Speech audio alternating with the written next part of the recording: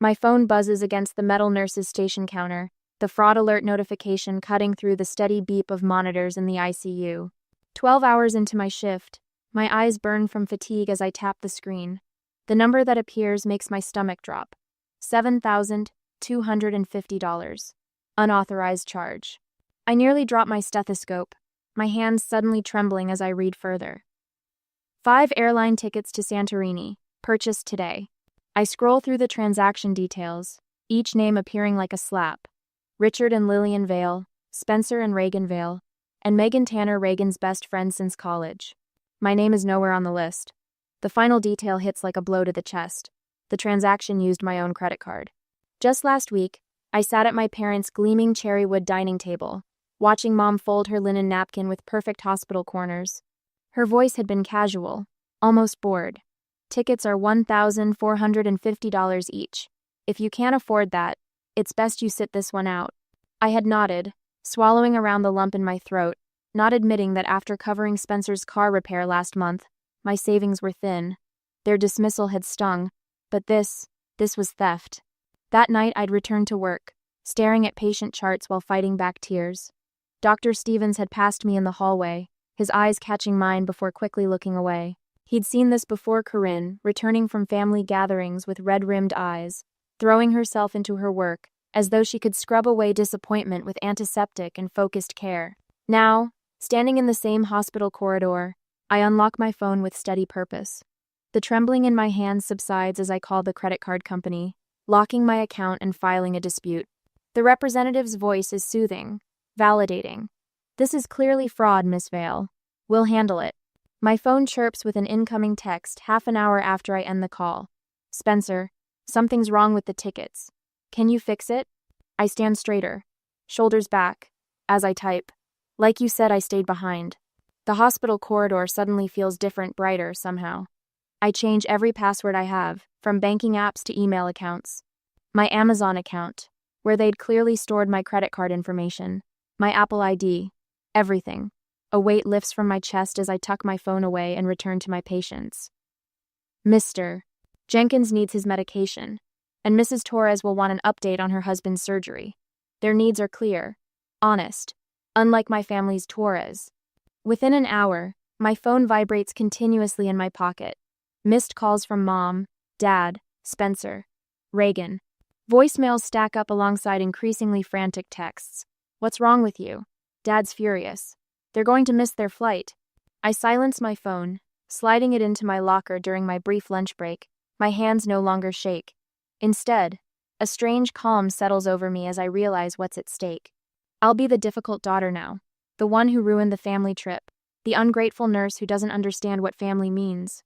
For the first time, I see it clearly. I've never been their daughter or sister.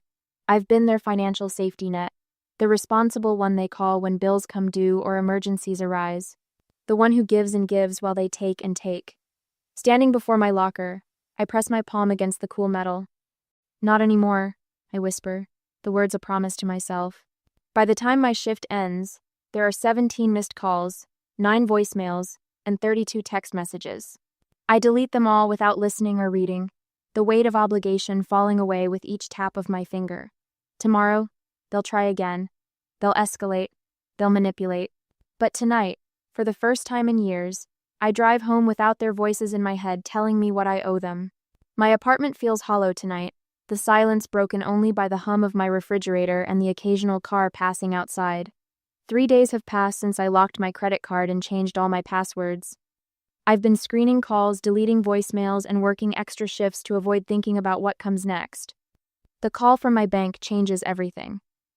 "Miss Vale, we've completed our preliminary investigation," says Marcus, the fraud specialist I've been working with. His voice carries a note of concern that makes my stomach tighten. "There's something you should know about the Santorini charges."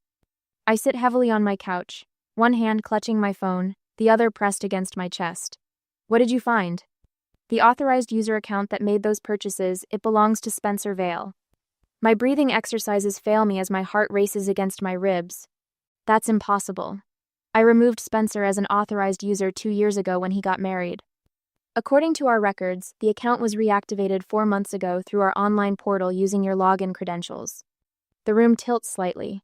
Not an impulse theft. Not a desperate moment. 4 months of planning, of deliberate deception. From my own brother. There's more. Marcus continues, his voice gentle now. We found a pattern of smaller purchases dating back to when the account was reactivated. Electronics stores, restaurants, sporting goods.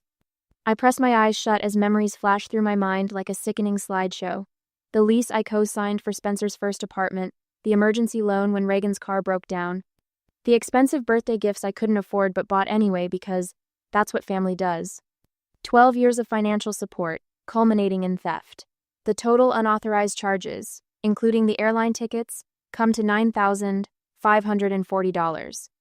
My breathing steadies as something hardens inside me. Thank you, Marcus. I want to pursue this to the fullest extent. We'll continue our investigation, Miss Vale. In the meantime. My phone beeps with an incoming call. Mom. Again. I need to go. I tell Marcus. Please email me your findings. I switch to Mom's call, putting it on speaker as I stand and walk to my living room window. Rain patters against the glass, distorting the streetlights below into watery stars. Corinne, this has gone on long enough. Mom's voice fills my apartment, sharp with impatience. Your father and I have been trying to reach you for days. I've been busy. The rain intensifies, matching my mood. Too busy to respond to your family? Spencer and Reagan are devastated about their trip. Their trip on my credit card. Dad's voice cuts in. Honey, this is all just a misunderstanding. A misunderstanding, I repeat, watching raindrops race down my window. Is that what we're calling fraud now? You're overreacting, Dad says, his tone dismissive. These things happen in families. Theft happens in families? Good to know. Spencer's voice joins the chorus. Sis, I meant to ask you first. Things got hectic with planning, and I just stole $9,000 from me? My voice remains steady, surprising me. It wasn't like that. Reagan's tearful voice pierces through. You're ruining everything for everyone because you're jealous. You always do this, make everything about you when we're trying to be happy. I press my forehead against the cool glass. How long have you known Spencer was using my card, Mom? The silence stretches until Mom clears her throat. Well, he mentioned borrowing it for some small things. We assumed you were aware. You assumed. The rain blurs the world outside, matching my vision. Is this how you repay everything we've done for you? Mom's voice hardens. After all the sacrifices we made? Your father's retirement party is next month. How will this look? I turn away from the window. Like theft has consequences? Don't be dramatic, Dad interjects.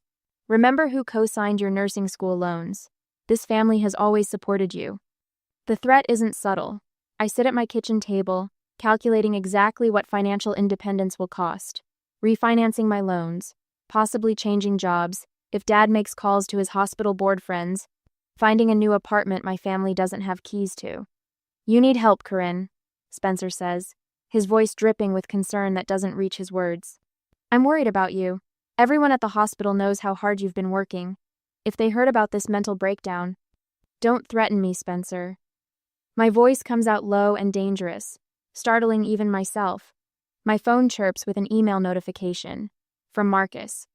Subject line, fraud investigation, confirmation. I need to go. I say, cutting off whatever new manipulation was coming. The bank's fraud department just confirmed my dispute is valid. They're launching a full investigation. I end the call before they can respond, opening the email instead. Official letterhead, case number, confirmation that all charges will be reversed pending investigation. As I set my phone down that night, I wonder if I should simply distance myself from my family or formally document every penny they've taken. Cutting ties might bring immediate peace, but creating a record might force accountability. What would you do when those who should protect you become the ones you need protection from? 2 days later, the supervisor's office feels smaller than usual as she slides a printed email across her desk. The fluorescent lights cast shadows under her eyes, making her concern look more like suspicion. Your mother called yesterday. Director Palmer taps the paper with her French-tipped nail. She's worried about your mental health. The words land like a slap. I keep my face neutral, though my pulse quickens. My mental health is fine. She mentioned erratic behavior, mood swings. Director Palmer studies me with the same careful assessment she uses for unstable patients. Said you've been working too many shifts. I work exactly the hours I'm scheduled. My voice remains steady, despite the heat rising up my neck. Plus the occasional voluntary overtime. She suggested you might be having a breakdown from overwork. Of course she did. I picture Mom on the phone, voice honeyed with concern, while systematically undermining my credibility at the one place I feel competent and valued. My performance reviews are excellent, I say. My patient care is uncompromised. Director Palmer nods slowly. That's why I found the call. Concerning? I leave her office with my evaluation signed exceeds expectations in every category, but my hands tremble with rage as I turn my phone back on. 3 missed calls from Aunt Judith, 1 from my cousin Melissa. A text from Dad's golf buddy asking if everything's okay. Spencer's social media updates flash on my screen. Some family ties are more like chains. Toxic people never admit when they're the problem. Reagan's tearful selfie beneath it has 17 sympathetic comments. They're building a fortress of manufactured concern around me, and it's working. Back home, I check my accounts, a habit that now sends my heart racing. The emergency fund I've maintained since nursing school has dwindled by almost $4,000. Connected accounts. Automatic transfers I never authorized. I sink onto my bed, breathing exercises failing to slow my galloping pulse. For 3 years, I've covered Spencer's car insurance, just until he gets that promotion. Last Christmas, I paid for Mom's knee surgery copay when Dad was temporarily short, Reagan's graduate school application fees. Each night, I lie awake, calculating the total. $9,540, and counting. The number cycles through my mind at 3 a.m. when sleep should come. At 4 a.m., I finally drift off, only to jolt awake an hour later, wondering what else they've taken that I haven't discovered yet. I start keeping meticulous records. Every check I've written, every Venmo transfer with a cheerful emoji that masked my growing resentment, every credit card charge that wasn't mine. Just gathering documentation for my accountant, I tell the bank representative who helps me access 2 years of transaction history later that morning. His eyes hold a flash of recognition he's seen this before. My phone continues to buzz with concerned relatives. Each night, I record audio notes in a password-protected app. The 12th of April. Spencer claimed his checking account was frozen due to suspected fraud. Borrowed $600 for rent. Still hasn't repaid despite 3 promotions since then. May 29th. Mom suggested I was being obsessive about money when I mentioned Spencer's unpaid loans. The 8th of July. Dad claimed he never heard about Spencer using my credit card until now, despite being at the airport with him when the charges were declined. The recording keeps my thoughts ordered, when their voices threaten to drown out my own certainty. Wednesday morning next week, I arrive for my shift to find a coffee cup on the nurse's station counter with my name written on it. Doctor. Stevens nods from across the corridor, his silver hair catching the light. Under the cup is a folded note. Whatever you're going through, you're handling it with grace. Some family trees need pruning to stay healthy. The small kindness nearly breaks me. I tuck the note into my pocket and carry its weight like armor through my shift. That evening, a knock at my apartment door makes my stomach clench. Through the peephole, I see Dad's weathered face, the familiar creases around his eyes deeper than usual. Your mother sent me to reason with you, he says as soon as I open the door, not bothering with hello. This whole thing is getting out of hand. I step back, allowing him in but maintaining distance. It got out of hand when you watched Spencer steal from me and said nothing. Dad sighs heavily, setting his keys on my counter with the presumption of someone who expects to stay a while. Look, I know Spencer made a mistake. A mistake is accidental. He deliberately used my card for months. He's offering to pay back half, Dad says, like he's presenting a generous settlement. We can smooth this over before your mother's birthday next month. I laugh, the sound hollow even to my own ears. Half of money that was stolen from me. He's family, Corinne. So am I. The words come out stronger than I expected. I'm not angry that you need help. I'm angry that you took without asking. Dad's face shifts, surprise replacing his practiced patience. We didn't. You did, all of you, for years. I realize as I say it that it's true this isn't about one credit card charge. It's about a lifetime of being the responsible one, the reliable one, the one who gives until there's nothing left. We're your family, Dad repeats, as if the word alone should erase everything. Family asks, Family respects boundaries. Family doesn't drain someone's emergency fund and then call their boss to question their mental stability. Dad leaves without the reconciliation he came for, and I slide the deadbolt behind him with a finality that feels like freedom.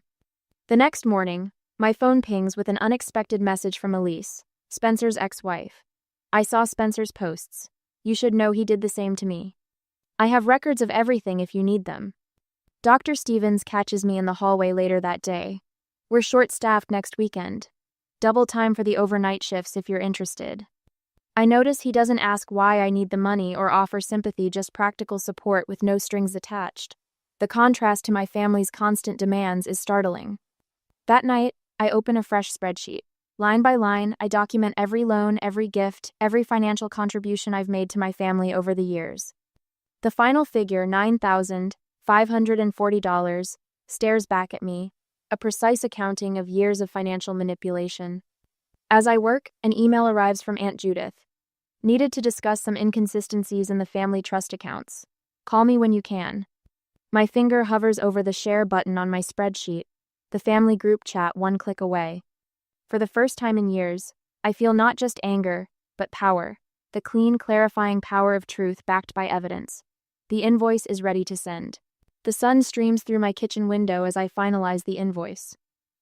I'm using accounting software from the hospital's financial literacy workshop designed for billing insurance companies, not family members. Each entry appears in crisp, professional formatting. Dates, descriptions, amounts, all categorized with clinical precision.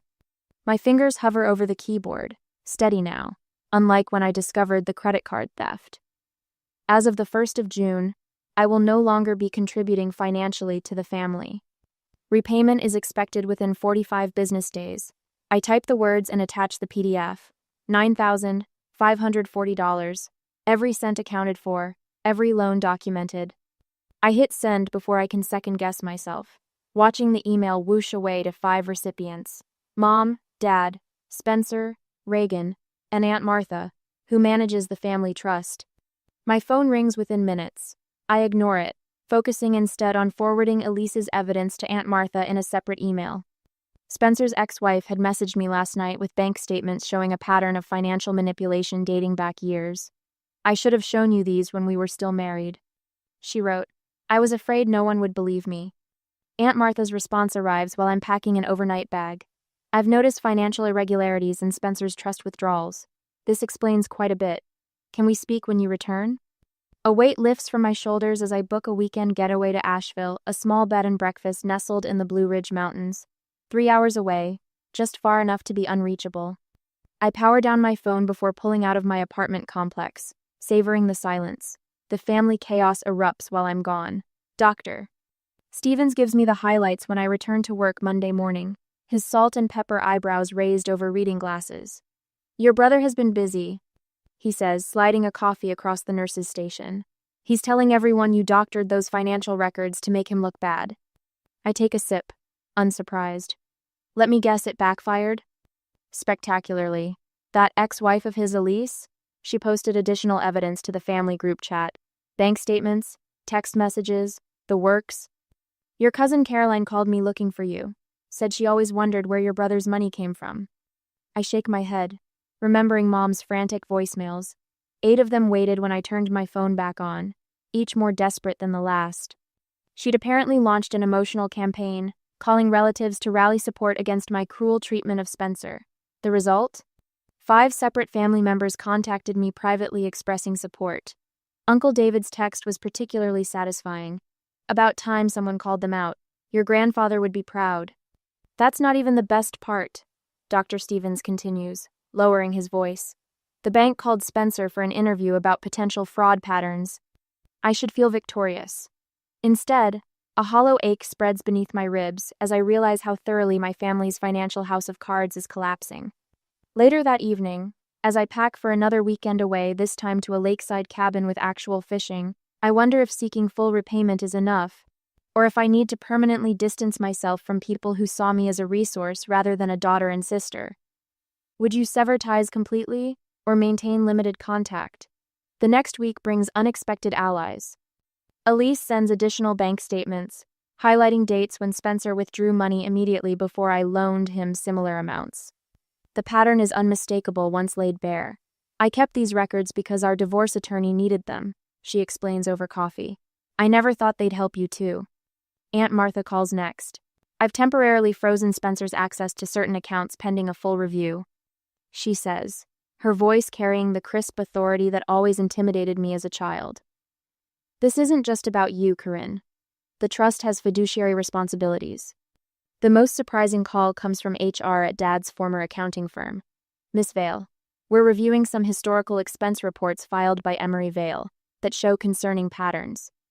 We understand you've recently raised questions about family financial practices. Would you be willing to answer a few questions? I agree, providing only factual responses, neither defending nor condemning my father.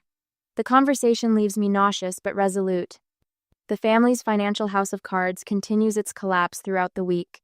Each new revelation should bring satisfaction, but I feel only a dull, persistent ache when I think about what we've become.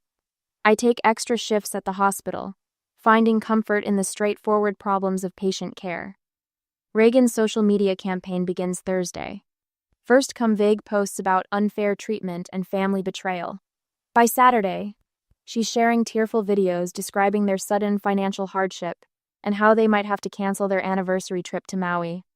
Dad loses his consulting privileges at his former firm after their investigation concludes. He doesn't call to tell me I learned from Uncle David, who sounds more disappointed than surprised. The most unexpected development arrives in a series of text messages from extended family members. Cousin Caroline, I had no idea what was happening. I'm so sorry I didn't see it. Uncle Robert, your grandmother would be horrified at how they've treated you. Aunt Susan, we should have intervened years ago. Mom's message comes last, surprisingly brief after weeks of emotional tirades. We need to resolve this once and for all. Family dinner, Sunday at 5. Your father and I will cook. I stare at the screen, sensing the final confrontation approaching. For the first time in years, I feel no obligation to say yes. On Sunday, I arrive at my parents' house 15 minutes early, parking across the street rather than in the driveway. The April sun warms my face through the windshield as I review my notes one last time. Each figure, each date, each transaction, meticulously documented. I've prepared for this meeting, like I would for the most critical patient handoff. My phone buzzes with a text from Mom. We're ready whenever you are. Ready. As if this were a casual family dinner instead of what it truly is, their last attempt to maintain control. When I enter through the front door, the forced normalcy hits me first. Dad's reading glasses perched on the coffee table beside his worn leather recliner. Mom's fresh-cut tulips arranged in the crystal vase I gave her 3 Christmases ago. The familiar scent of lemon furniture polish. Spencer and Reagan sit stiffly on the sofa, their usual sprawl replaced by perfect posture. Spencer's hair is neatly combed, Reagan's makeup subdued. This calculated presentation isn't lost on me. Corinne, Mom says, her smile tight as she motions to the armchair facing all of them. Thank you for coming. We've been so worried. I take the seat, setting my messenger bag beside me. I appreciate the concern. Dad clears his throat, fingers tapping a nervous rhythm against his knee. We think there's been a misunderstanding about the credit card situation. A misunderstanding? I repeat, the word hollow. We'd like to propose a compromise, Spencer says, leaning forward with uncharacteristic earnestness. We can arrange partial repayment of the airline tickets if you'll drop this whole investigation. Mom nods eagerly. It's what's best for moving forward together as a family. As a family, Dad echoes, his gaze skittering away from mine. I let the silence stretch between us until Mom shifts uncomfortably in her seat. You know, she says finally, voice dropping to a concerned whisper. Dr. Hendricks mentioned you've been under tremendous stress at the hospital lately. Sometimes stress can make us vindictive about small misunderstandings. The familiar heat rises in my chest, but this time, I welcome it. This anger has become my compass. I brought something to share with you, I say, reaching into my bag. I pull out a leather portfolio, my graduation gift from Dad when I finished nursing school, and place it on the coffee table. Inside is a stack of papers, organized by date, credit card statements, bank transfers, text messages. Each page represents a moment when my family treated my financial stability as their emergency fund. This is 8 years of financial manipulation, I say, voice steady as I lay out the pages one by one. Spencer's car repair, Reagan's boutique debt, the property tax you couldn't cover last year, Dad. Their eyes track my hands as I arrange the evidence between us. I've found a new apartment, I continue. One you don't have keys to. Spencer's jaw tightens. Corinne, I've refinanced my nursing school loans without your co-signatures, I add, looking directly at my father. The paperwork was finalized yesterday. Mom's face pales. You can't possibly afford the interest rate on your own. I can, and I do. I straighten the edges of the papers. I don't need to prove myself to people who see my success as their safety net. Dad's shoulders slump. We never meant. This isn't about money.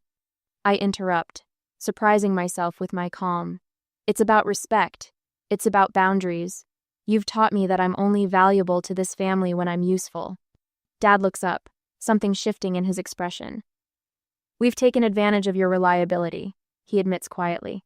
For years. Mom shoots him a warning glance, but he doesn't look away from me. I stand, walk to the entryway table, and retrieve my set of house keys from my pocket. The metal feels cold against my palm as I place them on the polished wood with a soft click. What are you doing?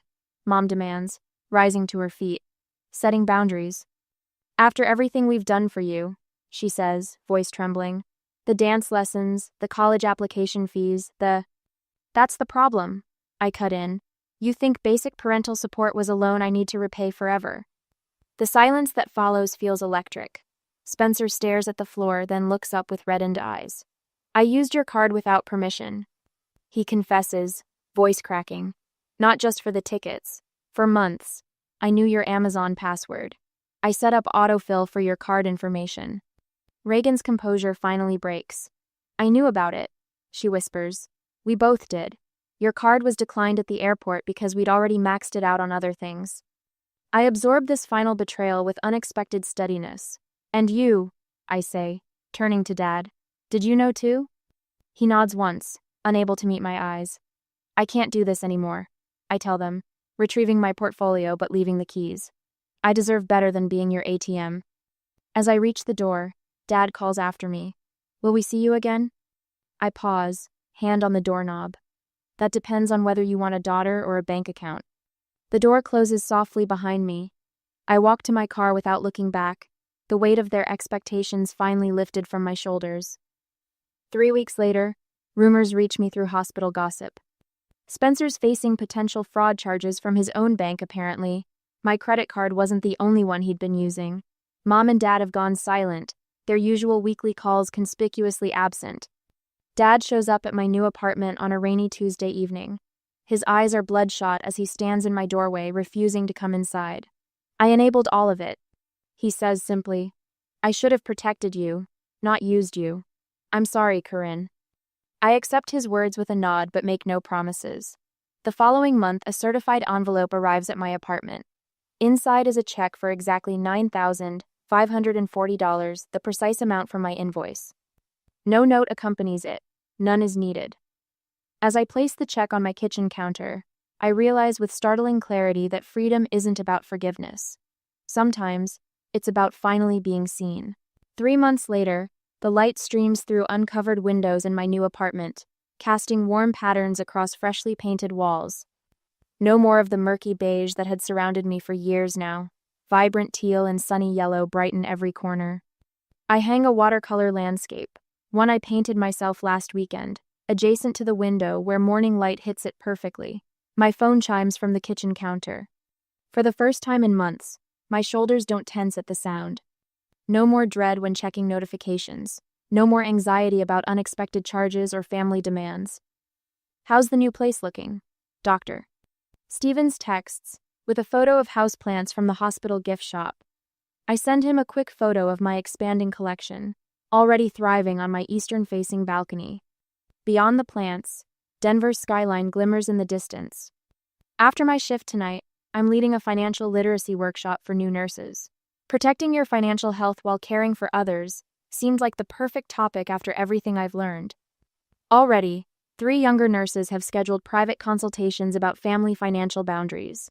My easel stands in the corner, no longer collecting dust in storage. Last night, I stayed up until 2, working on a landscape of the Colorado mountains where I'll be hiking this weekend. The freedom to lose myself in painting again feels almost decadent after years of not enough time.